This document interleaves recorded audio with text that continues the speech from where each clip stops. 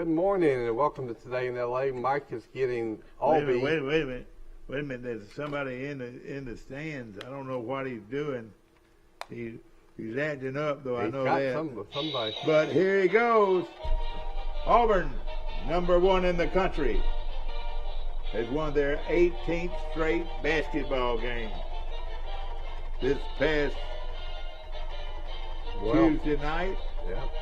And over the Crimson Tide of Alabama, the final score 100 for Auburn, 81 for Alabama. And Rice, it wasn't pretty. It was not pretty. Well, I figured, I'm an Alabama fan, and I figured it wasn't going to be pretty, so I did not watch it.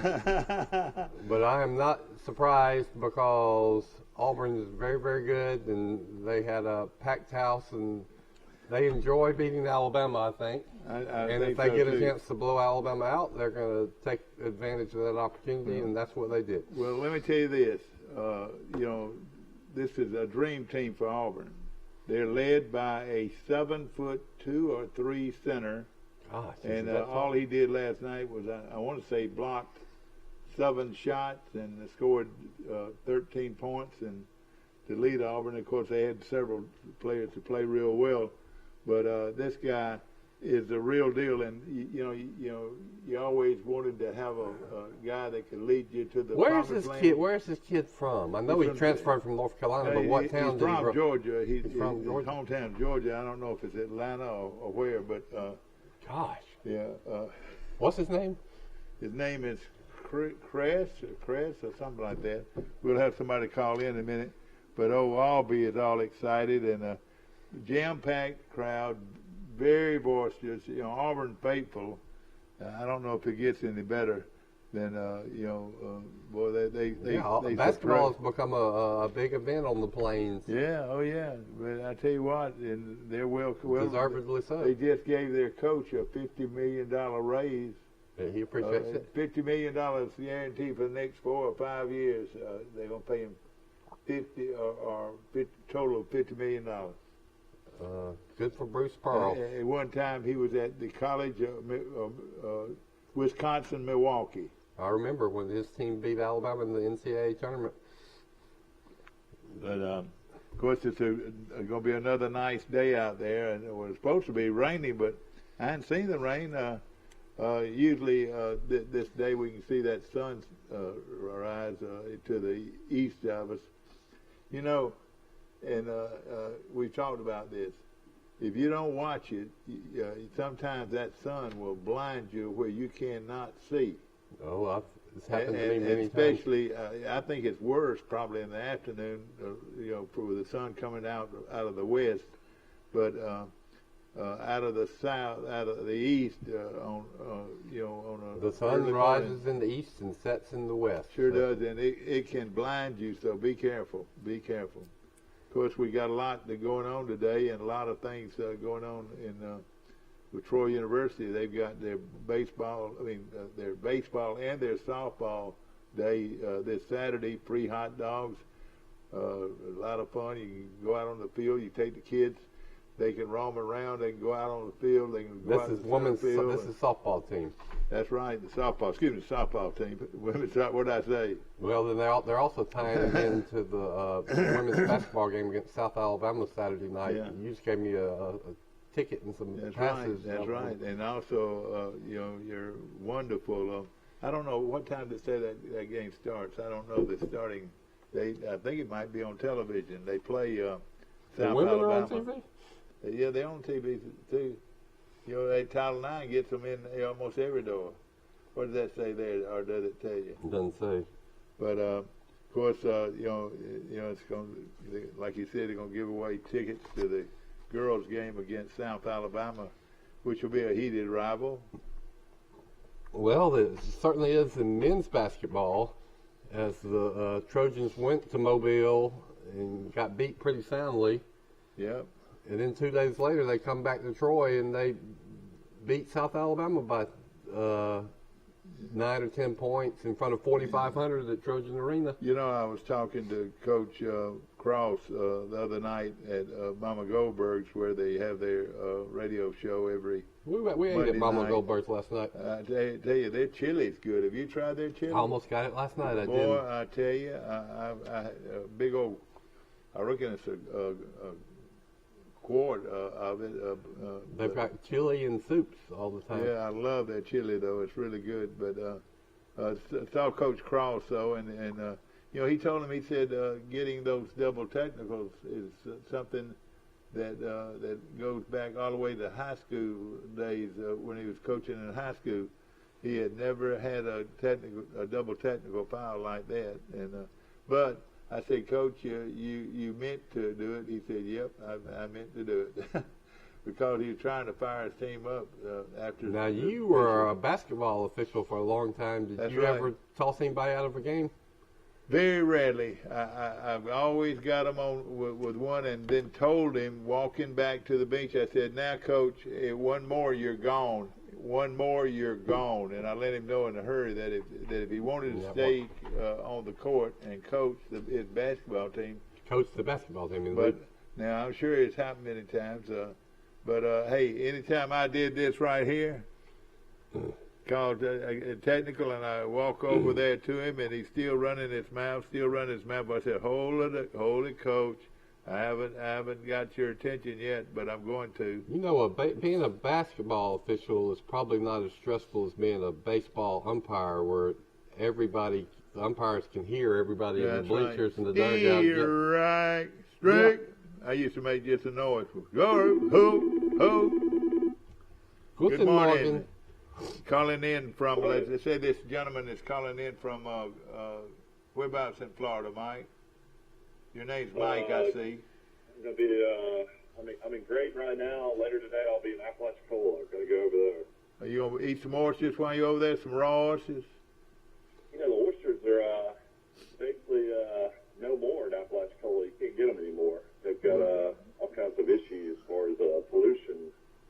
I'll tell you what, it was at one time, it was the best oysters, raw oysters. Ooh, I hope that's just temporary. On the Florida coast was there in Apalachicola. But now they're getting... They said the best oyster you can buy for the money is in Mobile. They're called Murder Point oysters. Murder Point. Really good. I've never heard of that. I have been to Bayou La Battery one time to cover a Pike County playoff game, and I think that's a big oyster. Yeah, it is pretty big. That's about as far south as you I can do go. not like Louisiana oyster or Texas oysters. They're just way too big. Yeah, a lot of people don't like them because they are real big. And but Bon Secours oysters are very popular, but you know, it's hard to get good oysters. But let me tell you this: the most important thing to me, if I'm eating oysters, especially on the half shell, I want them to be cold. And boy, the colder the better. And I just love it with a lot of horseradish. Who do you think was the first person that ate an oyster? I don't know, but they thought he was crazy. I know. What are you doing eating that? I would imagine a Native American was the first one to have oysters. Mike, a lot going on. I watched Auburn just annihilate your Crimson Tide of Alabama. Well, I said on the show yesterday, if anybody listens, you got to like Auburn in the 6 points. And, that was easy money right there. That was easy money. Might have been the lock of the year. I mean, I don't know. I was playing against a couple of giants. You know, Kessler, Jabari Smith, and then they bring in the other guy off the bench that's like 6'10", and Alabama's tallest guy's 6'8", and they got a 7-foot center, but he's too young to really do anything for Alabama. But tell you what, Auburn, man. I mean, Bruce Pearl. I mean, he deserves his $50 million. If they're not a Final Four team, at least I'd be shocked. But I'm going to tell you, though, somebody's got to pass this word to him. He's going to die of a heart attack on the floor if he doesn't watch it. I've never seen a guy get so frustrated, even when they're winning. I mean, even the last few plays of the game, he was fired up. You never watched Nick Saban coach? Mm-hmm. Yeah, well, same way. Yeah, a little bit the same way. But this guy, well, I don't know. You know, Saban don't show himself like Pearl does. My golly. Boy, but I'll tell you one thing: he's a good coach, no question. And they just Auburn just signed their life away with him. He better be good, don't you think? Yeah, that crowd last night, it's so loud too. I mean, that arena holds, I think, 9,800. Man, it's just a great basketball environment. That Walker Kessler guy that almost had a triple-double last night with points, rebounds, and blocks. He transferred from North Carolina, where he pretty much played like about 5 minutes a game as a freshman. And then Roy Williams decides to retire. And I think he's from Newnan, Georgia. He ends up transferring to Auburn, and then Auburn got 3 or 4 other transfers. And, man, you can build a team in a hurry. And Newnan is just right up the road. I'm going to pass by Newnan this morning. Yeah. Let me ask you, Michael, as an Alabama fan, worried about Auburn dominating Alabama in the coming years, how many of these Auburn guys are going to be going pro after this year, you think? Well, they think Smith's going to be the first pick. Kessler probably will end up going the way he's playing. And then, one of these guards will probably leave as well. So, I mean, you got to think that at least 3 of these guys are going to be gone. Let me tell you one thing. Alabama's going to have both their guards gone, too, though. I mean, yeah. Shackelford's going to be going. Quinterly's going to be going. Davidson, they said, still going to be a lottery pick, even though I think he scored no points last night. I'll tell you this. Shackelford can shoot the lights out, but how bad would it have been if they didn't have Shackelford? He's the only one they could hit, and actually, you notice later on, he's the one that took it down and shot the whole time. He didn't let anybody else shoot. Because I reckon they said he's the only one hitting. Auburn really shut down Keon Ellis, Alabama's wing guy, small forward guy. He played horrible last night. He's usually a lot better. Yeah, but Alabama's like a box of chocolates. You never know what. So Alabama could, I guess, don't write Alabama off. They could show them that they can beat anybody on a given day. And on the with the portal, they could have a premium. They could have 5 more new starters that can shoot the basketball. Well, in basketball, it just takes one player. I mean, if you like Auburn, you get 3 or 4. Yeah, you go from a so-so team to a national championship team in 1 year, like Michael just said. Troy University is on the road on Thursday. They're playing Georgia Southern, and then on Saturday they're playing Georgia State. That ought to be some good basketball, but it's on the road. Alabama leads the all-time series against Auburn, though. It's pretty dominant. Alabama's won 99 times. Auburn's won 67. Oh, that is amazing. I go all the way back with Snow White and the 7 Dwarfs. That was what they called them, and Joel Eves was their coach, and a real sharp man and a great basketball coach. First college basketball game I ever saw was at Auburn when they had Mitchell and what was his name? Fast Eddie Johnson that played for the Hawks for a long time in the early to mid 70s. They didn't really win a ton, but they had a lot of talent. Yeah. Hey, tell us about the emergence of one. It's pretty amazing. I was looking from 1985 to 93.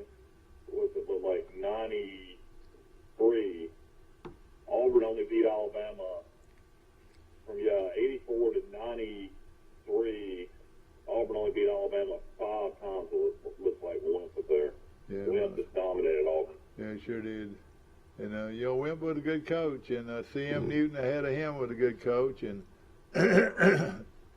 but Michael, I was going through my mind. Alabama had a good run. If you think about C.M. Newton had it going on in Alabama probably beginning in '73, and I don't know when Wimp finally left, but that was a good 15-year or so run. Oh yeah. Michael, tell us a little bit about Pistol Pete Maravich and how mind-boggling it would have been for Pete Maravich to shoot the 3-point play. Yes. I wasn't bored when he played. I think he averaged like 44 points a game, though. I think somebody 44 has points a game without the 3-point looked at play. that and estimated of how much more he would have scored per game. It's like 8 points more a game if they had the 3-point shots. And most of his shots were actually behind the. That's what I'm saying. Yeah, so he averaged 50 points a game, I think, one year. So maybe he would have averaged 55 points a game. Boy, I liked him. I liked him a lot. He was a fun guy to watch. I read a really good sports biography about him, and so I knew a little bit about Pete Maravich. I remember Pete Maravich playing in the pros, but I didn't know much about his father that was his coach. Yeah, Press, yeah. And his background, and the author did a real good job of telling his daddy's story. And Pistol Pete grew up in kind of a dark world, and his home life. His mother had real bad depression. But Pistol Pete, I mean, his escape was basketball, and from the time he was 4 years old, he was dribbling a basketball and practicing basketball 8 hours a day. And and most of the time he didn't have anybody to practice with, so he just went in there and threw the ball against the wall. Yeah, his dad was always a coach. So he made the most miraculous. Everybody talks about him as a great shooter, but he was a great assist man. He probably got 10 to 12, 15 assists. Well, he was so different. I mean, his game was so different than everybody else, with all the trick shots and behind the back passes and no look passes and the angles he could hit a shot from. Now, Michael, a little secret. Here's some stats. Maravich as a sophomore averaged 43.8 points a game as a sophomore. As a junior, he averaged 44.2. As a senior, he averaged 44.5 points per game. But there's an article here that says, from Bob Carter, said, though Maravich played before the three-point shot was established, he loved gunning from long range. It says, it has been reported that former LSU coach Dale Brown charted every shot Maravich scored, included, and if his shots from the three-point range had been counted as 3 points, Maravich would have averaged 57 points per game. Isn't that amazing? Michael, there were two other players that might have scored 10 points apiece or 10, and those guys' names were what? Can you remember their names? Mm-hmm. I wasn't born, man. I have no clue. Apple Sanders, and the other one was they didn't. Fig Newton. Apple Sanders and Fig Newton were the two of the other players, and then the other two, nobody even. But they didn't win huge. No, they didn't win. That's right. They were a little over 500, if I remember correctly. But you go to Auburn or anywhere, Kentucky, anywhere, and they just packed the ring out. Just packed it out. That freshmen couldn't play, and I remember that reading this book that said that the freshman games at LSU would draw more than the varsity games because people were coming to watch Pistol Pete. He was a great, great player. But I would like to say this. At the same time, a lot of other schools were going to start getting good teams. Good shooters. And one of them, name was Mengele, Mike, and he played for Auburn. Tell us about Mengele, Mike, and how many points he scored a game at Auburn around the same time. I'd have to look it up. What's it, John Mengele? John Mengele. I'd have to find it. Well, if you say prolific SEC scorers, I'm going to go with, obviously, Pistol Pete first. Then I'm going to put Bernard King in. It has to be. He was fantastic. He was a great shooter, no question about it. LSU. God, Ole Miss scored a lot of points. Yeah, Johnny Newman. You're right. People don't get some information on Johnny Newman. Ole Miss had a player about 25 years ago that was a transfer from a Division II school like Delta State or something that Troy used to play, and then he transfers to Ole Miss, and he immediately lights it up in the I want to say Johnny Newman was one of them. There you go. Thank you, Michael. That's What really now? good. Gerald Glass. His coach was Big Bob Murphy. But then what was his name? Gerald Glass. Oh, yeah, I He was a remember him. prolific scorer. But LSU also had, under Dale Brown, some teams that had Chris Jackson, who later changed his name to a Muslim name, but he could score 50 points a game on some games. And then I think for 1 year he played with Shaquille O'Neal, and then they had another big center named Roberts. Can you imagine having those three players on your? Yeah. And then they didn't win anything. Yeah. You know, as a senior, Mengelt averaged 28.3 points per game. Wow. Well, he was a pretty good scorer himself. Yeah. What was his top mark? Did it say? Well, that's without the 3-point shot too. Let's see what his one game total was. I'm sure it was in the 50s. Mengelt was. Then there was another guy from that came in there that was also a great shooter. Speaking of basketball, and why I didn't watch the Alabama game, I was channel surfing, in the mood to watch a documentary on. I found one on the IMBD network on the death of Michael Jordan's father. You remember he was murdered. When Michael Jordan was about 31 years old. And I've always assumed, that they got the right man, but this documentary makes a persuasive case that this guy that's been in prison for 27 years was not the guy who killed Michael Jordan's father, that it was this other guy that testified against this guy and framed him or highly recommended if anybody can find that documentary. Yeah, his dad that passed away always wanted Michael Jordan to play baseball, so that's why after he was killed, Michael Jordan decided to go try to play baseball, and ended up with the Birmingham Barons. Well, it was two guys, one of them, ratted out the other, which happens. And they went to trial, and they both were convicted, but one of them wasn't convicted of, pulling the trigger. And but the other guy has a strong alibi that he was in some trailer, and there were girls there, and all kind of people said, no, he never left the house. And this other guy came back at 4:30 in the morning and said, come on, let's go do something. And the guy finally admitted that he went with this guy, and they went and they found the deceased Mr. Jordan, and he helped him dispose of the body. Mm-hmm. And he did take a watch and a ring that Mr. Jordan had. Yeah. And so that was kind of, there's a video of him dancing, and you can see the watch and stuff. But he says, no, I just got, that was in the glove compartment. I just got it. And I'm gonna get me a whistle or something. You know how these folks have these. I remember when that happened, because Michael Jordan's dad in documentary, or one thing I always read about it, he always would stop on the side of the road and take naps, and that's what happened. He was napping when all that happened. That's what apparently. Well, maybe it happened. These people say that, maybe he pulled over and maybe he didn't. But these people say that there really hadn't been any evidence that he had done this before. They speculate that he had been somewhere where he'd had some drinks and he was just tired and pulled over. But one thing they said is that he was shot in the driver's side, and the testimony says somebody shot him through the passenger window.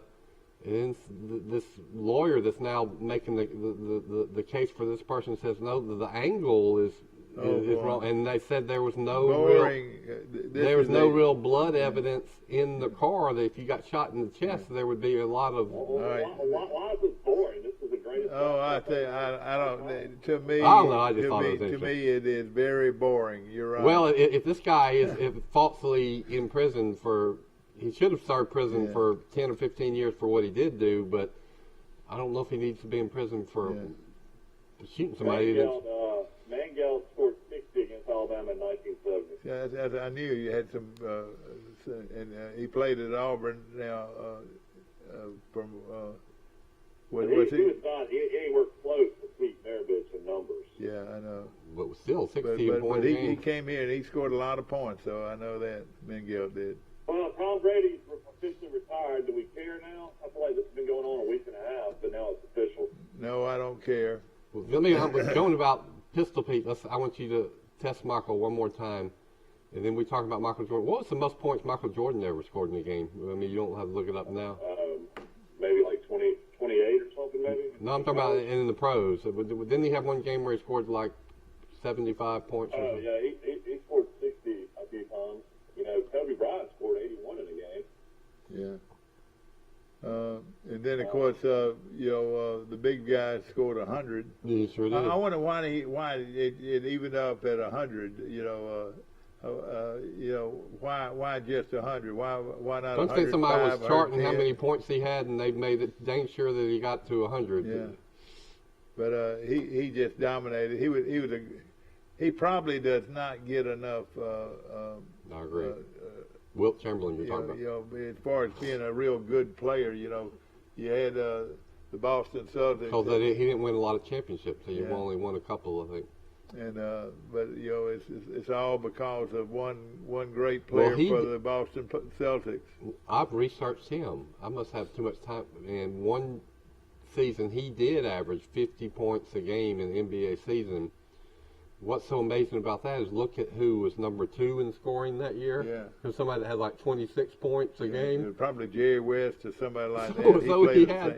He almost doubled the points average of the guy that was in second place. Yeah. And he shot free throws like this. What do you call it? What do they call that? Granny style. What now? Granny style. Yeah, granny style. He did it. I'll tell you. He didn't shoot very well either. He did it 1 year or 2 years, and that was the year he averaged 50 points because he was a terrible free throw shooter like Shaq. But that year when he went granny style, he shot like 59%, and he'd been a career 50% shooter. So he improved his free throw shooting by about 9%, which is a huge jump. Yeah. But then he later was quoted saying, well, it looked stupid and sissy-like, and so he abandoned it. He quit doing it. Although here's the top 15 players in SEC basketball. Oh, this is great. All right, let's hear this. Number 15, I remember this guy. I wouldn't consider him one of the top 15 players of all time, but he put up great numbers. Glenn Davis, LSU, they called him Big Baby Davis. Averaged 17.7 points and 10.4 rebounds as a junior, and then he turned pro. Did he make it in the pros? Newman out of Ole Miss. The guy we mentioned, Johnny Newman out of Ole Miss. Newman averaged 40.1 points per game as a sophomore. That was quite. People don't think about that much. No, I've never even heard of that. Then he became the first basketball player to turn pro early, entering the ABA due to financial hardship. Yeah. All right, interesting trivia. Number 13 is 2 guys combined. Of course, they're Kentucky players, Anthony Davis and John Wall. Both guys are still playing in the NBA today. This guy was the human highlight reel. What was his name? Dan Issel. Dominique Wilson. That's right. Dominique Wilson averaged 21.6 points per game and 7.5 rebounds for Georgia, earning SEC Player of the Year in 1981. This guy played at Kentucky from 78 to 80. Dan Issel. Roby. Rick Roby. Kyle Macy. Kyle Macy, yeah. All right, so how many points did he make? Did he have? He averaged 14.3 points per game in his career. He's college basketball's greatest free throw shooter of all time. He averaged 88.3%. Yeah, I knew he was a great free throw shooter. Probably had a lot of assists, too. This list of players, what is the significance of them? Top 15 players ever to play in the SEC. Oh, all right. Okay, continue, please. According to AL. According to AL.com. Number 10 is at Tennessee, 1980, 1983. He was a great player in the pros, one of the best three-point shooters of all time. His name was Dale Ellis. Oh, yeah, he was a great one. You're right. SEC Player of the Year, All-American in 82 and 83. This guy also played at Tennessee. Ernie Grunfeld. Ernie Grunfeld averaged 22.3 points per game. This guy played at Alabama. He's your favorite player of all time, Dan. Mule King. Yeah, Reginald Mule King averaged 21 points per game in his junior and senior seasons, in both of which named SEC Player of the Year. He averaged an astounding 13.3 rebounds per game his junior year. That's phenomenal. That was great. He was a lot of fun. Arkansas. He was on the national championship team. Phenomenal big guy. Corliss Williamson, SEC Player of the Year, averaged 20 points a game, 7.5 rebounds for Arkansas.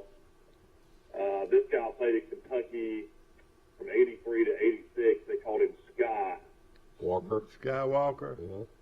Yeah, Kenny Skywalker was SEC pick, two-time All-American at Georgia. And this guy was from Leeds, Alabama. Barkley.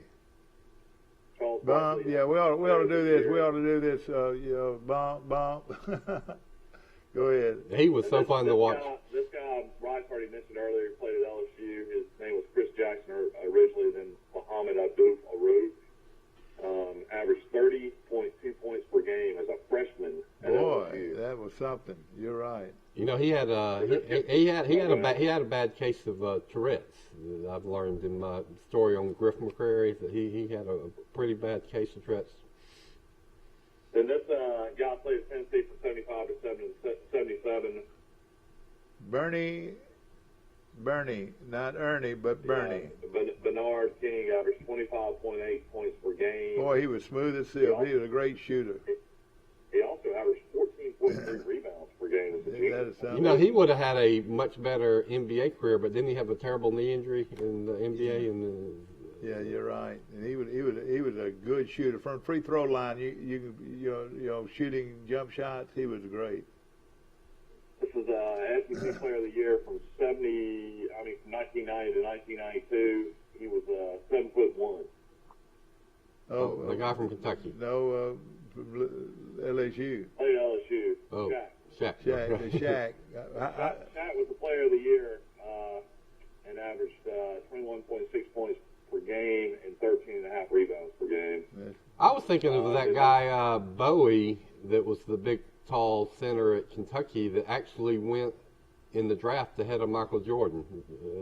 He's 7 foot something. Sam Bowie. Bowie. And then number one, we already had mentioned earlier in the show, Pistol Pete Maravich averaged 44.2 points per game. His total points in his career was 3,667. Those are all still NCAA records. You know, you don't hear much about Newman, who was a great shooter, but he was wild. He was a wild player. He drove to the basket a lot and did all kinds of fancy stuff. But for him to average 40 points a game, that was unreal. It was his sophomore year. At Ole Miss, yeah. At Ole Miss, he averaged 40 points a game. Yeah, they did a documentary on him on SEC Network. I'd like to see it. That was really good, yeah. Well, there's some good players that didn't make it. I mean, let's mention a few of them. Well, I'm looking at Auburn had, in my lifetime, I can think of Chuck Person was a great player. Dan Issel from Kentucky. I didn't see. He was a great scorer. Why wasn't he listed, Mike? Well, they just narrowed it down to the top 15. I mean, Alabama had a lot of guys that weren't on there as well. I would say after Mule King, you'd have to put Leon Douglas, Derek McKee, Antonio McDyess. I get McKee and McDyess mixed up, Mike, but if McDyess would have played his senior year, they might have won a national championship. They were loaded that year. Yeah. Also, Alabama had a guy named Jerry Harper that was really good. Yeah, that was back in the Rocket. He was a member of the Rocket 8. That's right. Good, Mike. Latrell Sprewell put up a lot of huge numbers. Latrell Sprewell, you're right. He did more. He did more in the NBA, but you're right. He was a junior college transfer. Now he lives in infamy now because what he did in the pros. But now let me tell you this: who might have been better than all of them? Scored a lot of points with Alabama too. Michael, a guy that might have been better than all of them. He was my idol growing up. When I shot the ball in the backyard, all I could think about was pivot to the pivot, and Pettit was a great player.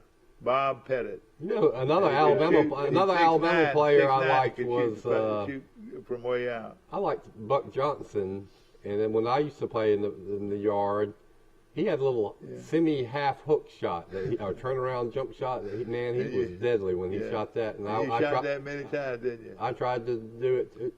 I promise you, I dreamed of those guys, and I was always Bob Pettit or Bob Cousy. Y'all ever heard of Bob Cousy throwing the ball behind his back and all that stuff? Yeah, of course. Coach Hill used to hate it when I throw the ball behind my back.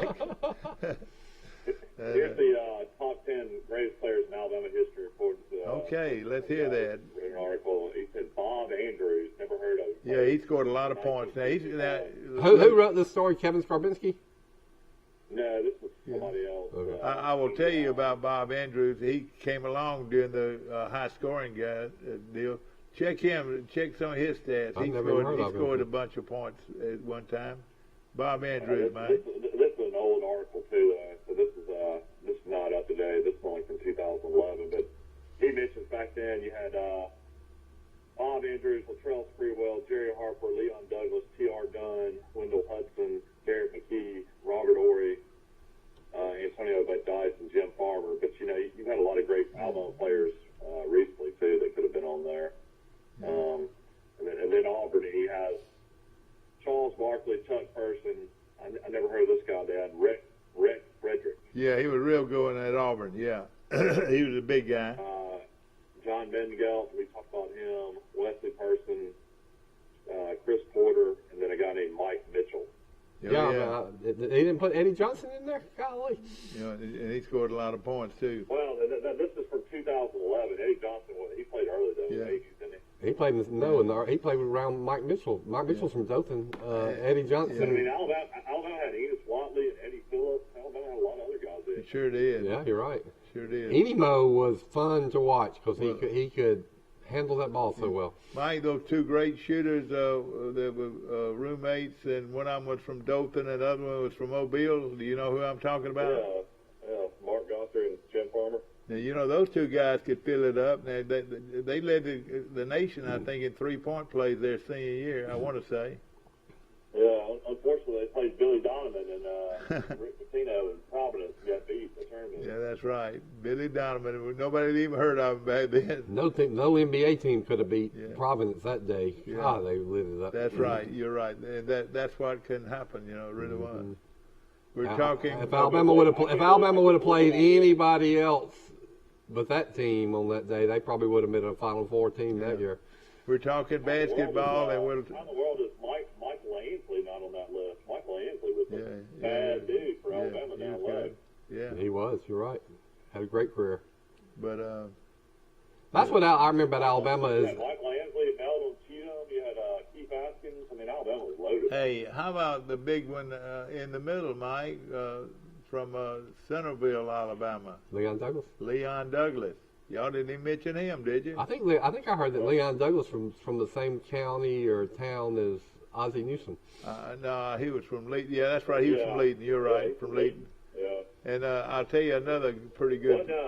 What Bobby Lee Hurt against? That's what I was going to say. Out of Huntsville, he was. Well, Bobby Lee Hurt was the big recruit when Charles right. Barkley came out, and so Alabama got Bobby Lee Hurt and Enos Watley. That was like right. Alabama's going to the promised land in basketball, and they were pretty good with them. Yeah. But lo and behold, the iconic player in that class was a little heavyset guy named Charles Barkley. Yeah, that's right. at 6'4", played legitimately at 6'4", but he could jump out of the gym. He would dominate Bobby Lee Hurt when they played. Yeah.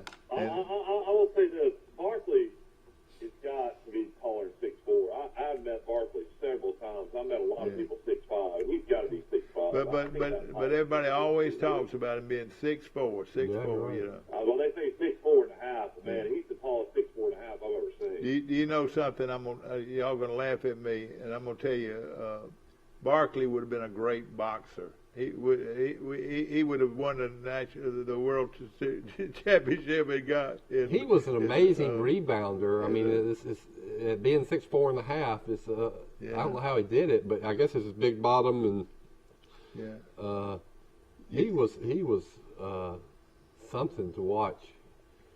And and of course was a fan favorite. But Alabama still they pretty much handled them back then in those days because they had those guys like Watley. Well, I don't know if Watley ever. What did Rex Chapman used to average at Kentucky? Rex Chapman used to. Yeah, he was real good. Yeah, I remember him. He could have real big games and then games where he hurt the team. But yeah, he scored a lot of points. Kyle Macy, of course, that y'all already talked about him being the great free throw shooter, but he was a great.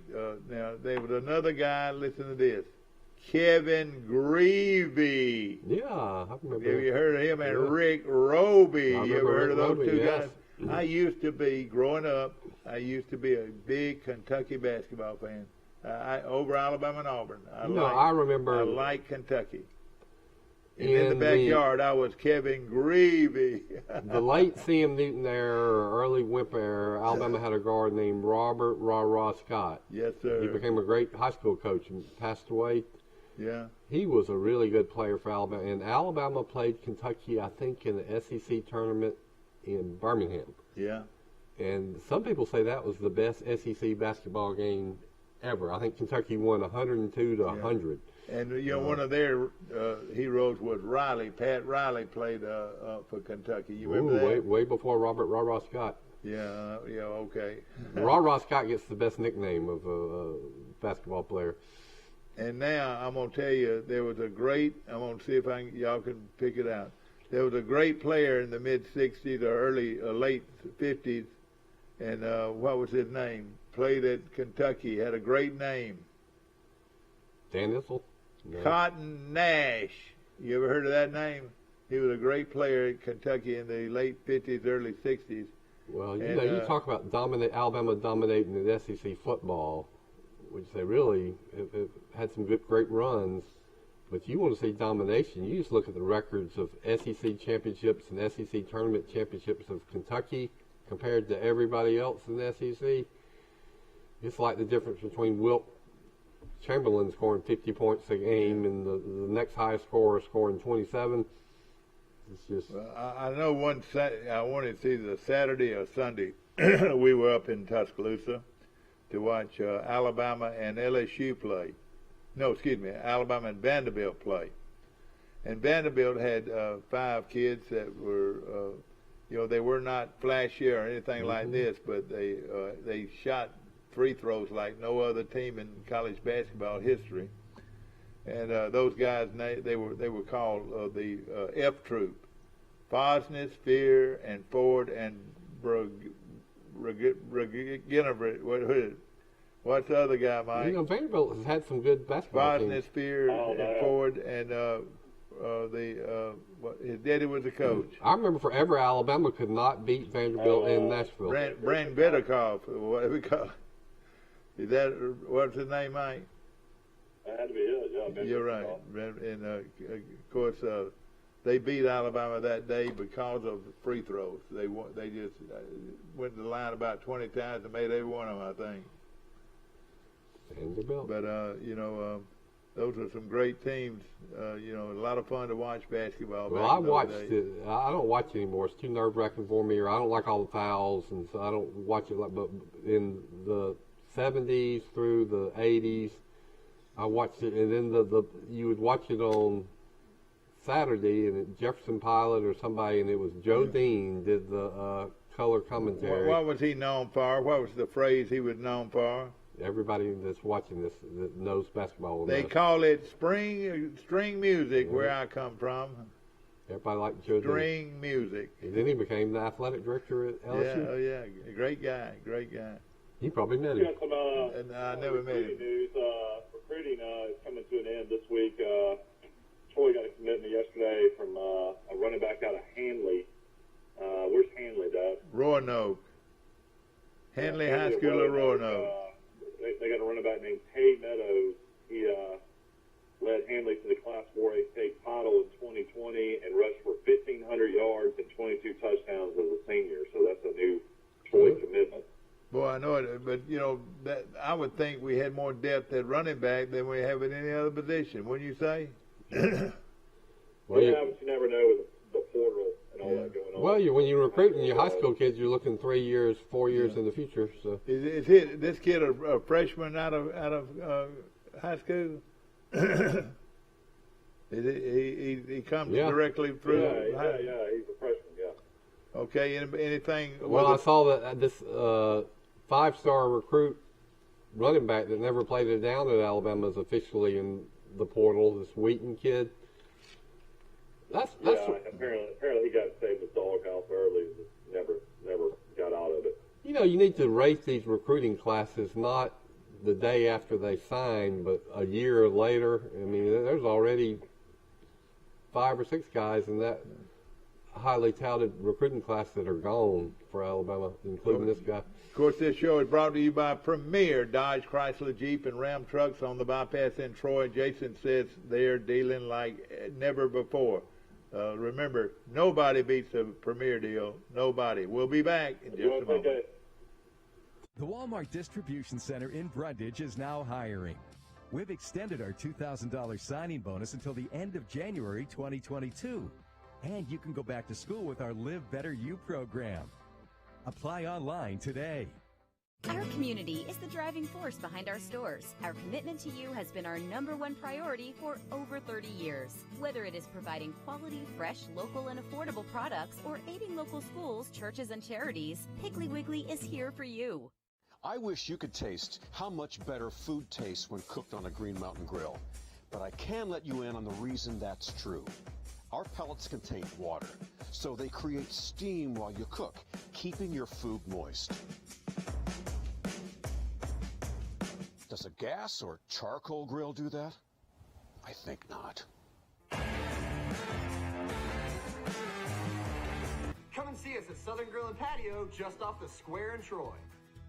Troy Cable Security Wi-Fi doorbell camera allows you to answer the door from your smartphone when you are at home, at work, or on the go. When a visitor presses the button, Troy Cable Security sends a live video feed to your smartphone so you can see, hear, and speak to the person at your door. With the doorbell camera, you can have your porch light turn on automatically when it detects motion at night to create the appearance that someone is at home. You can view video clips so you can always know who stopped by when you were out. Troy Cable Security. You love them, protect them. Life is hectic enough without worrying if your lights will stay on or if there's hot water for your child's bath. So count on natural gas to keep the energy flowing, even when the weather is unpredictable. Natural gas is always there to keep your home warm, showers hot, and food cooked to perfection. That's why America has relied on safe and affordable natural gas for more than 150 years. And we will be here for you and future generations too. You can count on natural gas from Southeast Alabama Gas District. Yeah. Back to our show, brought to you by Little Caesars Pizza, the best pizza in the land. And I say all the time that if you're hungry, you're riding down the road, the quickest meal you can get, and maybe the best meal you can get, is right across the street from us. Yes, sir. No question about it. We appreciate them very much for being associated with our show, and great pizza, Mike. You've had it many times, haven't you? Oh, he's still... I grew up eating Little Caesars. All right, we've got Will joining us now, and Will, I understand that you are going to make a statement on the record. So here's your opportunity. This is on the record. On April the 4th, 2 months from now, in New Orleans, Louisiana, the Auburn Tigers are going to cut down the nets, and they're going to be the national champs. First ever national championship in basketball. And another thing, just think what a great time Auburn fans are going to have celebrating that in New Orleans. What a great day! You're going to have half of the enrollment at Auburn. Yeah, they can all go that weekend. Yeah, they can make the trip. And whether or not they get in the game or not, hey, they can watch it on TV outside the game. Well, there's 75,000 seats, sure. Yeah. Oh, that's right. Well, that's right. That's right. I want to think about that. You're exactly right. Well, barring some injury or COVID outbreak or something, they're going to be the favorite to win it, don't you think? They've got no weaknesses. The big guy is what everybody wishes they had, was a big guy that can block shots and get rebounds and score. And this kid can do it all. I know, and Michael. I never heard of him. Michael said he played 5 minutes a game at North Carolina last year. He could not get on the floor at North Carolina. Yeah, isn't that amazing? It's kind of like that wide receiver that transferred to Alabama from Ohio State. You know, he was at Ohio State. He only caught. The little point guard came from Georgia. Yeah, I think he's a great player. You mean at Auburn? Yeah. Yeah. Oh, yeah, he's real good. Yeah, K.D. Johnson, and then the Wendell Green guy came from Eastern Kentucky. Yeah. And he came off the bench and had like 27 last night. I tell you, Wow. something. Will Matthews. Did you go to the game? Yes. Yes. How loud was that crowd? How loud was that arena? My ears are still ringing. I'm sitting here in my desk. Did you go last night? Yeah. Did my buddy go with you? Mm-mm. You know, of course. You talking about Cecil? Yeah. How's Cecil doing? He was in my office yesterday morning. I bet he's watching this show. One of the great coaches of all time in this part of the country, Cecil Skinner. And I got a last-minute invite to go up there, so I went. Yeah. Was he the coach when you were in high school? Oh, yeah.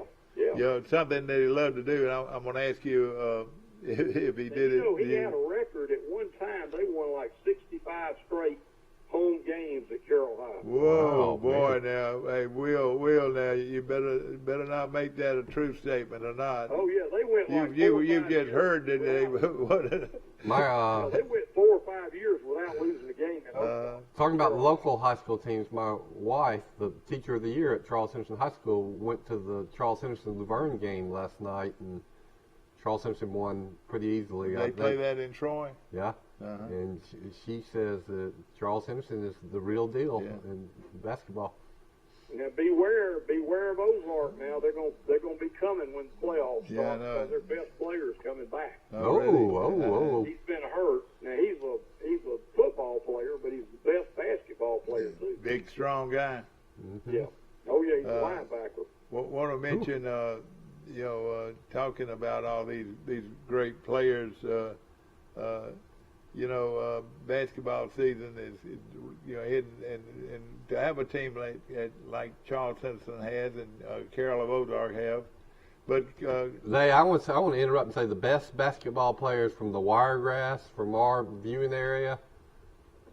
Heck, they're both from Little Brantley, Alabama. Wouldn't you say? Person and Wesley Person. That's right, exactly right. And then you had Robert Ory from Andalusia. There you go. They all, they call him Big Shot Bob. And a lot of people think he'll go in the Hall of Fame, Mike, with that record of how many games he won at the buzzer. He won 7 world championships, but he's known for his clutch shooting in the playoffs. But his overall numbers are not close to getting in the Hall of Fame. But a lot of people are trying to push him in the Hall of Fame because of how great he was when it mattered the most. Yeah, you're right, and it was always fun to watch him. I remember I was out in Utah, and we were going through the Olympic Games. Everything set up for the Olympic Games out there, and the Lakers were on TV, Mike, playing in the playoffs, and Big Shot Bob made a big shot to win the game while I was sitting there at the bar. He in the pros. Y'all in Park City? Yeah, in Park City. In the pros, he was strictly a three-point shooter, a good defensive player and rebounder. But I remember when he was at Alabama, they tried to play him some on the inside. And I remember he would always have to cover Shaquille O'Neal for LSU, who we just talked about. And, boy, you talk about a mismatch. Shaquille O'Neal just tore up Big Shot Bob. Oh, boy. But how could a 6'8" forward stop Shaquille O'Neal? But he was physical. Ory was physical. That's the thing about it. He was 6'8", 6'9", and he could actually play guard if they had to. But he could jump. Ory was listed 6'10". And I never did think he had a great shot. In fact, I used to think that he shot it too hard off the board, But you claimed that he was a great outside shooter when he was at Alabama. I don't remember him. Some game he was hot. He was hot and cold. He had 8 3-pointers in a game one time. What, at Alabama? Oh yeah, I watched the game. Pretty good, yeah. He could be really hot and light it up, and then he could have games where he wasn't. Don't talk about Robert Ory. That's his favorite player. Him and Wimp went back and forth. He got Wimp's dog out every once in a while. But he made old Wimp sort of famous, though, in a way, didn't he? Who are some other players on Alabama's team with Robert Ory? Oh, he played with pretty well. He played on those younger teams with Askins and Melvin Cheatham and all them. Yeah. A lot of those teams. Askins had a good pro career or it lasted a long time because he was such a great defensive player and he could occasionally hit a three-point shot. But this Herb Jones has now gone to the pro from Alabama. He might be in the Keith Askins or, another great T.R. Dunn mold. But I think he's going to have a better career than T.R. Dunn and Keith Askins. I want to mention Troy Regional Medical Center this morning. Yeah. Hey, Jabari Smith is the best basketball player I've seen in 25 years. He looks good. Is he a great shooter, Mike? Oh, superb shooter. Oh, yeah. Great ball handler. All over him last night. And great defensive player. And, I mean, the guy's got no weakness. And can shoot the three. What about that phenom freshman that played for Auburn last year? Is he still on the team now, or did he go pro? He went pro. I think how good they'd be if they had him. Yeah, I know. Yeah, he's talking about Sharif Cooper. Yeah. But they're not going to stay but 1 year. They can't afford to stay. Yeah. But can they? Got some news breaking. The Washington football team finally has a new nickname: the Washington Commanders. Commanders. The The Commanders. Redskins to the Washington football teams is now the Washington Commanders. 1st and 10 for the Commanders at the Colt 14-yard line. It doesn't matter what you name them. They ain't worth a flip. Also, Kevin Steele, the former Auburn defense coordinator, former Alabama defense coordinator, is now the new defense coordinator at Miami under Mario Cristobal. Yeah. Oh, he'll like it. He'll like it there. Wouldn't you love to be a young coach down in Miami? That's a good hire. Cristobal is going to do well down there. Yeah, Don't he will. laugh. No, I wasn't laughing at Cristobal. I know he will. Cristobal will win at Miami. I think so too. I think so too. too. We got golf this week. Pebble Beach will be played this week. And then a lot of the star players are actually playing in Saudi Arabia. So some of the big names won't be playing in the Pebble Beach Pro-Am. Did you watch any of Torrey Pines last week? Yeah, I watched all of it, and that's a very difficult golf course. Yeah, Vanderbilt golf course won the tournament. His name was Luke Litt. That's right. And he First tournament he won too. He won that. Cantley was ahead the last time I looked at it. I put $10 on John Rahm, and he finished second. Tell us right now. You put $10 on any tournament Rahm's at. Yeah, you're right. Probably. I tell you what, Will, you had to have something on that game last night, didn't you? No. Boy, because that was a sure winner last night. Oh yeah, Auburn is. Yeah, the crazy thing is Alabama actually cut it to 2 with 14 minutes to play in the second half, and you felt like, wow, man, maybe this is going to be going down the wire, and then Auburn just destroyed them. Oh, I didn't know that. I didn't know that Alabama was in the game. With 14 minutes left. So that's good for Alabama. Alabama was way behind, and then they were like down 12 at the half, and they came out the second half and started shooting better, and but then that guy from Auburn that came off the bench, he was just unstoppable. I want to mention Troy Bank and Trust Company, the only bank you'll ever need, located in 14 locations around the Central and South Alabama. We appreciate Jeff Kirby and all the great people at Troy Bank and Trust Company. We sure do. Wiley Sanders Truck Lines, ladies and gentlemen, looking for a career in the trucking industry. No better place than Wiley Sanders Truck Lines in Troy, Alabama. Call them today. Yeah. And what do they call our new name now? C-Spire. That's right. And they are now owners C-Spire. of Troy Cablevision. They're out of what? They're out of what state? Somewhere in Mississippi. Yeah, that's somewhere. Well, they're a great success story. We got National Signing Day live update. Of course, Alabama is trying to catch Texas A&M as the #1 class in recruiting. Big news Day or next week? This is not National Signing Day live update, so I guess it's today. Is it today? I thought it was always the 7th. Evidently it must be today. Now tell us about Alabama. And then you got the biggest news in football. Oklahoma's star quarterback Caleb Williams is now transferred out of Oklahoma and is at USC. I believe they're going to try to. I believe they're going to try to go from letting UCLA beat them 63 points to maybe a national championship. I've said enough of that. In the portal, they owe it to the portal. You look out for LSU too. LSU's doing it in the portal. Oh yeah, oh yeah. Well, of course, you also have the Senior Bowl going on down in Mobile this week. Boy, I tell you, some of the great moments that I had with Bud Casey, my good buddy that we partnered on this show for many years.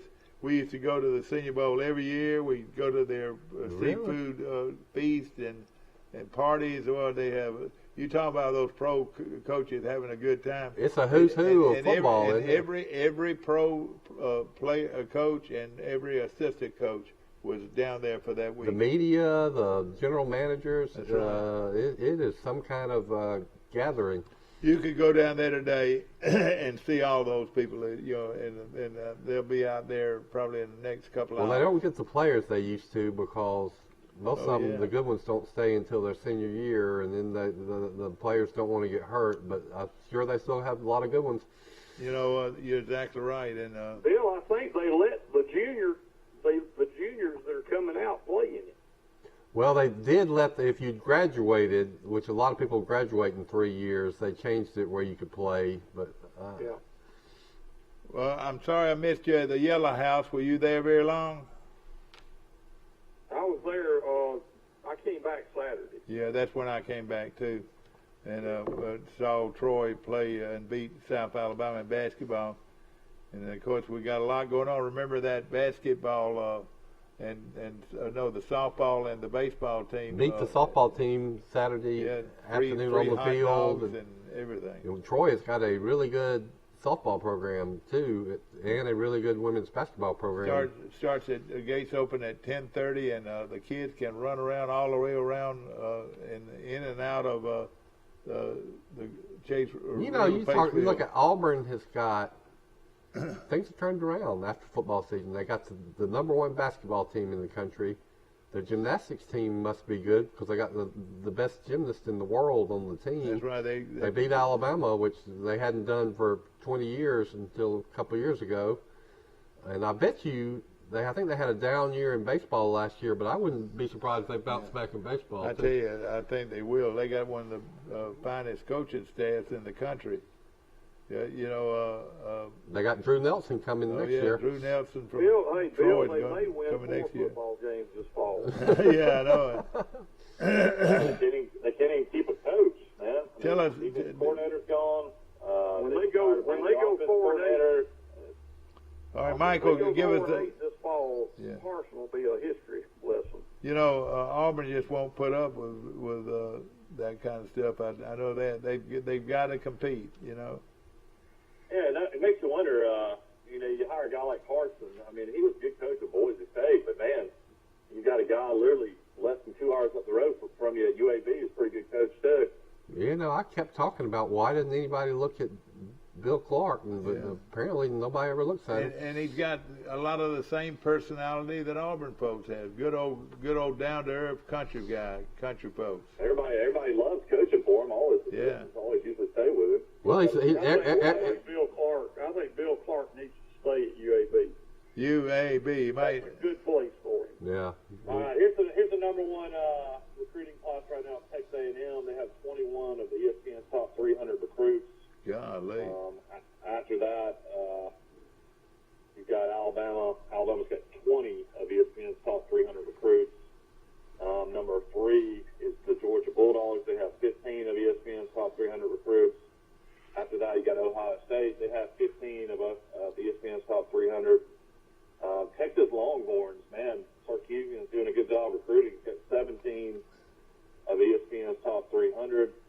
After that, you got the Penn State Nittany Lions. They have 12 of ESPN's top 300. Notre Dame has 14. They're number 7 on the list. Michigan Wolverines have 7 of ESPN's top 300. They're number 8. Number 9 is the North Carolina Tar Heels with Mac Brown. His new defense coordinator is the great Gene Chisholm. Yeah, I like Gene. Yeah. So they're number 9 in recruiting. And then number 10, rounding out the list, is the Oklahoma Sooners. They're number 10 right now on ESPN's recruiting list. Yeah.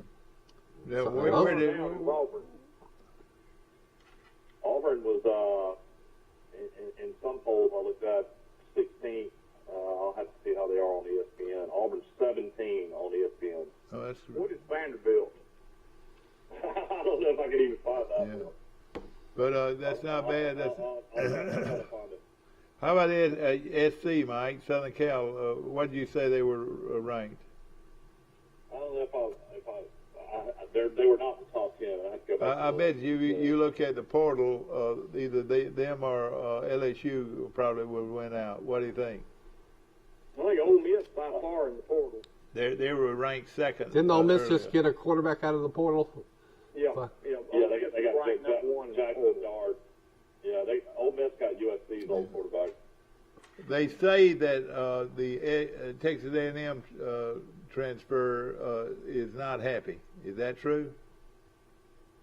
To Auburn. At where? To Auburn. I hadn't heard that. Who is Yeah, but that? I've heard it. I've heard that he is not happy. Mm.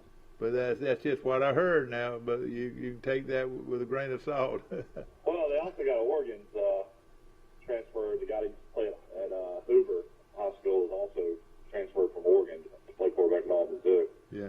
Well, I tell you what, Oregon is going to be one of my favorite teams because Vanderbilt's not bad. Will number 32. golly, that's not bad. And that's amazing for Vanderbilt. Yeah. I heard it was the best they'd ever had. Yeah. That's amazing. I tell you what, though, I'm gonna be a big supporter of Bo. Yeah, You are in Oregon? You're right. I'm gonna be a big Oregon fan. They play Georgia, I think, the first game. You know, probably kickbacks are the name of the game at Oregon. What do you You think? remember that? We had a good worker at Troy Cable that helped us with the show. That he was from Yeah, Oregon. he went back to Oregon. Oh, Scott, Yeah, great Scott, guy. Scott, yeah. Yes, I hope Scott's doing well. He was a real nice I guy. thought he and very was competent. too.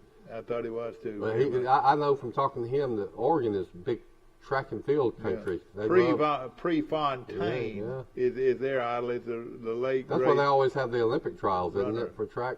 Yeah. Will, I know we got your favorite event coming up soon, the Masters. You gonna go back? Or you still staying away from it? I'm going. You gonna buy you gonna bring me a purple hat and a pink hat? Is that right? Every time I bring you something, you gripe about how much it costs. Hey, I don't. Hey, Well, hey, all right. Listen. Well, I really do need a couple of new visors. I'll send you some money. Hey, Will, I've never complained about money, but one time with that sweater vest, and ladies and Wear it gentlemen, about every third day. I what? It said you wear it every Thursday.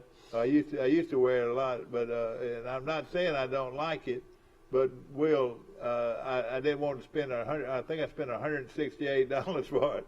Well, that's what they cost. Yeah. Yeah, I've been doing the lottery every year, the last 3 years, and I've yet to win the lottery. Hey, Yeah. you can't win unless you play it. Good I've job, won the Michael. lottery every time with my two daughters and my son, 4 of us, and we hadn't got it yet, not a single one. How does that work? A couple buddies in Birmingham that have done it.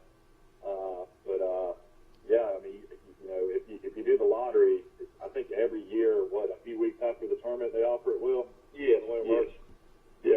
Yeah, and then they'll notify you through email if you're one of the ones that you still got to purchase tickets, but that's the way they do it. You know, very inexpensive.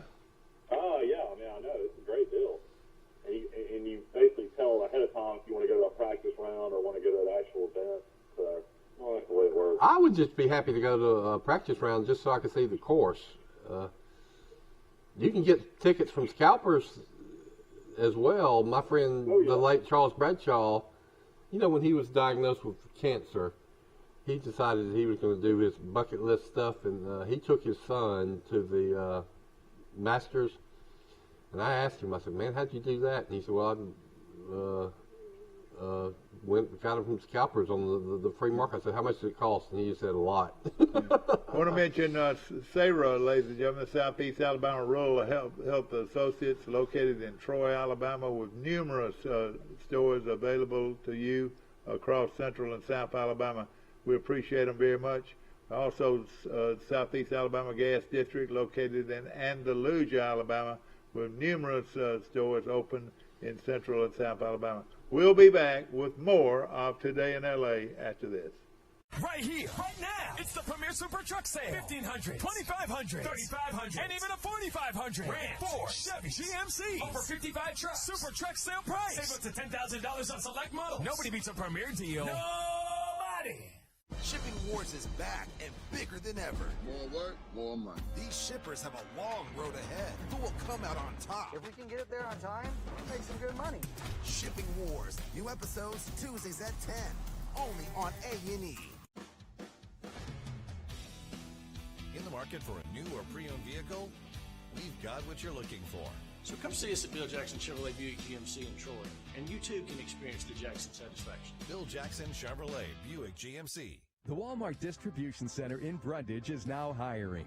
We've extended our $2,000 signing bonus until the end of January 2022. And you can go back to school with our Live Better You program. Apply online today.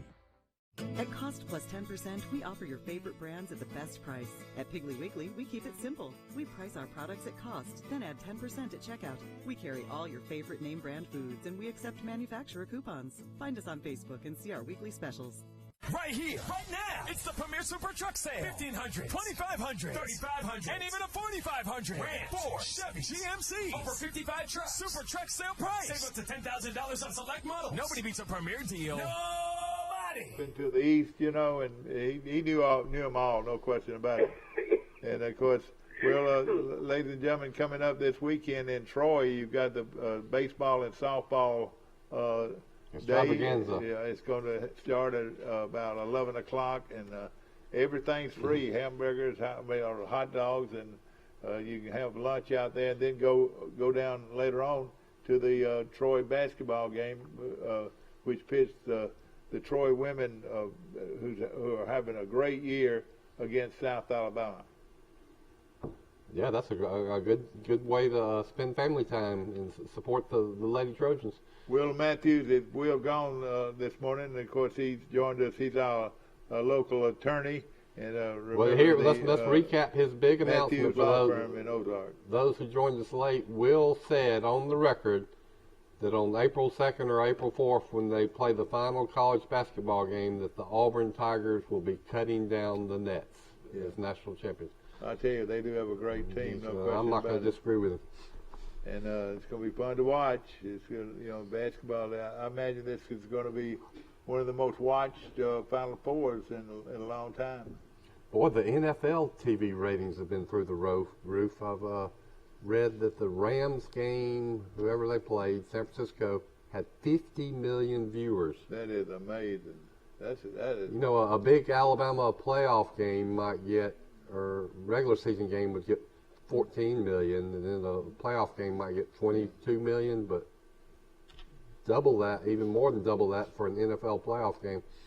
Want to mention also, talking about the spring sports, it's just around the corner. I noticed that Troy on their schedule are going to open the season against Holy Cross. You're a great school out of the east. Where is Holy Cross located? Located, let's see, I should know. I don't know. They're is it in New York or? Yeah, they're Boston. I want to say Boston, somewhere there. Somebody, I reckon, Michael will have it for us in a second. But is Holy Cross in the Ivy League school? Yes, I want to say it's an Ivy League school. They're in Worcester, Mass. All right.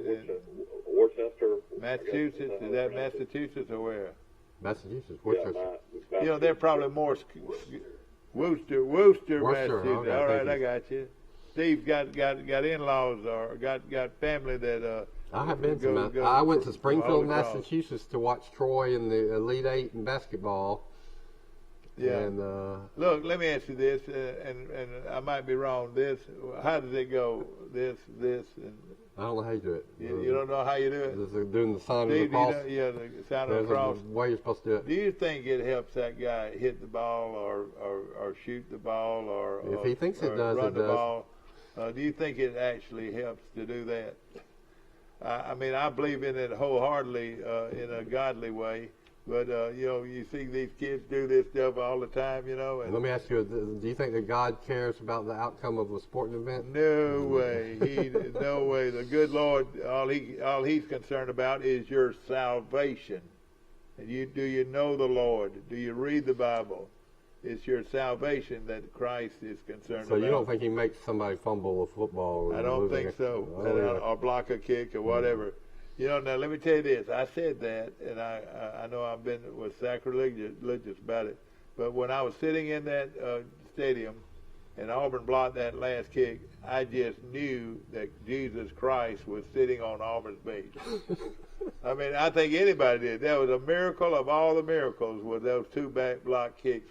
Bama punt. They ran famous Holy Cross alumni, Clarence Thomas, Supreme Court judge, Bob Casey Jr., U.S. Senator.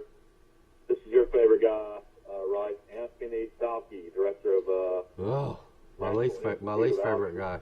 This is your favorite player, Bob Cousy. Bob Cousy. Holy Cross grad. John Barbara, White House director. Chris Matthews. Of course, he was the commentator. What happened to Chris Matthews? Matthews is off the air. Yeah, he got fired. Then Bill Simmons, sports analyst and writer. And then an actress named Ann Dowell and a psychologist named Timothy Leary. Yeah. Are some of the famous grads from Holy Cross. That's good. Yeah. Thank you, Michael. How many students does Holy Cross have? Probably doesn't have about 4,000 or 5,000. So. It's not a big school, is it? Yeah, it was really small from what I read earlier.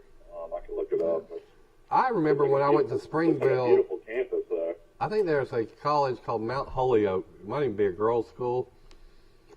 But there's a Holyoke, Massachusetts, I think. That's where we went skiing when I was in Springfield. My good buddy Nick Severa is probably watching this show, and he'll remember this name, Johnny Egan. Have you ever heard of a guy named Johnny Egan? Well, he played in the East. It used to they'd have the other tournament. What is it? You've got the NCAA. The NIT used to be a very big tournament, and if you could make it to Madison Square Gardens for the championships, that was a big deal. You make it to the Final Four of the NIT. Will told us and Johnny Egan led his team to the national championship one time. Will was talking about Vanderbilt had a really good team that won the SEC one year and got the NCAA bid, and that's when the NCAA tournament didn't invite many teams. And Alabama had a great team, and they didn't get invited to the NCAA tournament. But they had 3,174 students. Yeah, I knew it was. But and it probably cost $100,000 a semester to go to school. Yeah, probably so. Yeah, it says their endowment is $1.43 billion. Oh my gosh. Oh man, well, that's a pretty well-to-do school. Look at Harvard and see how many people go to school at Harvard. See what their endowment is. People have said that Harvard could not charge anybody tuition for decades and be fine because they've got such huge endowments. And they have a fairly decent basketball team, and pretty good in sports. Wow, Harvard was founded in 1636. I didn't realize it was that old. 1636. I didn't think anybody would walking around here. Me either. See, it pays to listen to Today in L.A. All right, here we go. They have 19,218 students. That's 5,222 undergraduates. Postgraduates, they have 13,996.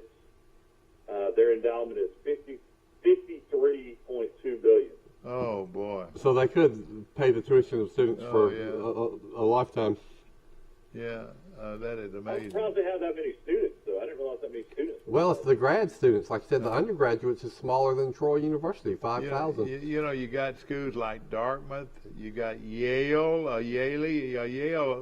Harvard and Yale about mutual, wouldn't you say?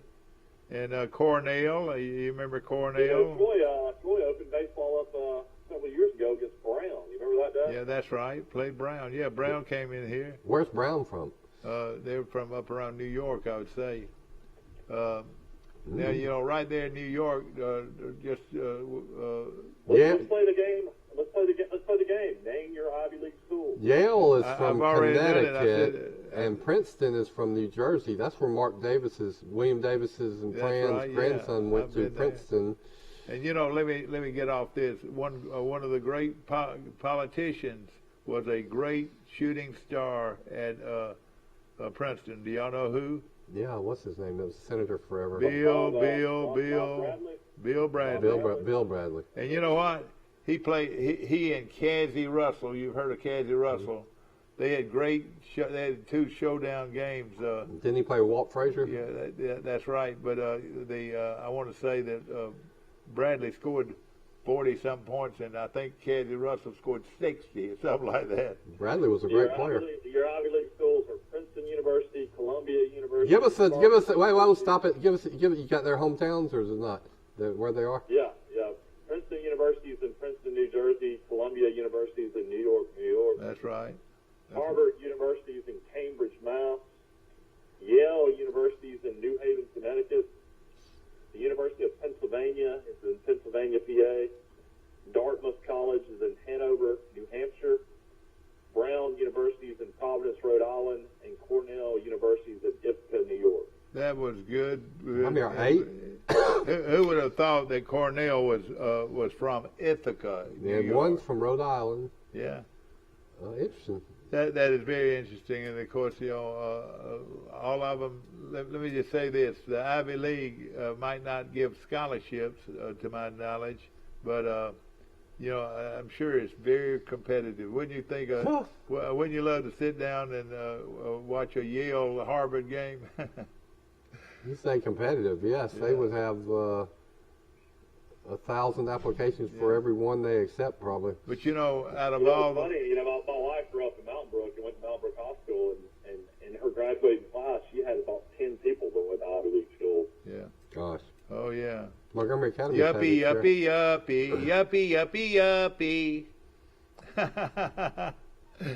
Oh. You know what? Those kids aren't any sharper than the sharpest kids at Troy or Alabama or Auburn, though. Listen, that reminds me of something. Last night, Auburn put a kid in, and he scored. Actually, he scored, and he's from Mountain Brook. Did you know that? Yeah. He's the reason they got to 100 points. And and he's from Mountain Brook. And you know what the announcers said back to each other? Have you ever been to Mountain Brook, or do you know Mountain Brook? What'd they say? Yes, they said yes. No, Bill said he's from the tough streets of Mountain Brook, I think. I would say probably if you're looking at wealth in the state of Alabama or anywhere, Mountain Brook, it is. I mean, would be pretty per capita income or net worth in Mountain Brook would be comparable with anywhere in America. Now, a 1,500 square foot house in Mountain Brook would go for $600,000 because they're buying it for the lot and they're going to tear it down. Oh yeah, isn't that amazing? And of course, most of them are doctors, and more doctors than lawyers, I would think. My fraternity at Alabama was just full of Mountain Brook boys, and were the good kids, or did they throw their nose up at you? Some were, and some I could do without. Like Stead McCullough was a fraternity brother of mine. Well, his daddy was Dr. Galen McCullough from Enterprise originally, but he's now in Mountain Brook. Uh-huh. My cousin is Courtney Frazier from, what's her name? Courtney on Friends? Yeah. You didn't catch that? Courtney Cox. Courtney Cox, yeah. You know who Courtney Cox's aunt is? I've told this. I hate... Somebody from Dothan, isn't it? No, it's Ann Chapman, Brother Chapman's sister. I didn't realize that. No, I didn't realize So I'm kin to Ann and Brother Chapman. Yeah, that's right. And that's Courtney Cox's aunt. So aren't I kin to Courtney Cox? Yeah. Yeah, exactly. Courtney Cox. Ann Chapman is now Ann Cox. She married Courtney Cox's uncle. I got you. She grew up in Mountain Brook, but her family started Cox Pools down in Dothan. Are you serious? And at the beach too? Still open. Yeah. I didn't know that. So that's a big outfit, yes, sir. Well, I knew several guys in my fraternity that went to high school with Courtney Cox. Yeah. Of course, you know, it's a good place to live, no question about it. And only thing about it, they can't afford, Michael, they can't afford street lights. Yeah, the interesting thing with Mountain Brook, though, is, you know, their schools, they have elementary schools. They have, like, Brookwood Forest. They have Mountain Brook Elementary. And then they have Crestline. So none of those kids go to school with each other until they get to junior high. And it's kind of funny because you don't think Mountain Brook's that big, but it's like 40,000 people live in Mountain Brook. Yeah, oh, yeah. But you know, Vestavia is not too poor itself, right next door to Mountain Brook. No, you're right. Vestavia. Yeah, they always say Mountain Brook's old money and Vestavia's new money. Well, I'll say this. You know what I mentioned just then. They can't afford street lights. Why is that, Mike? You know, I mean, you know, you drive down some streets of Mountain Brook, you can't see anything. You know. I've been lost in Mountain Brook more than any place I've ever been lost in my life because it's just hilly. I mean, hilly like you've never seen it. There's twists and turns. How they built those houses in Mountain Brook. Did you know I was in the housing business. I was in the housing business at one time, and people would just laugh at me if I showed them a lot that looked like something in Birmingham. Yeah. I mean, like I've showed them many times. They wouldn't even want to look at it. But in Birmingham, that's a great location for y'all own some of that hilly land in Troy. You developed some of it. Oh yeah, well you know. Well, we developed almost all of it. It's about 2 or 3 lots.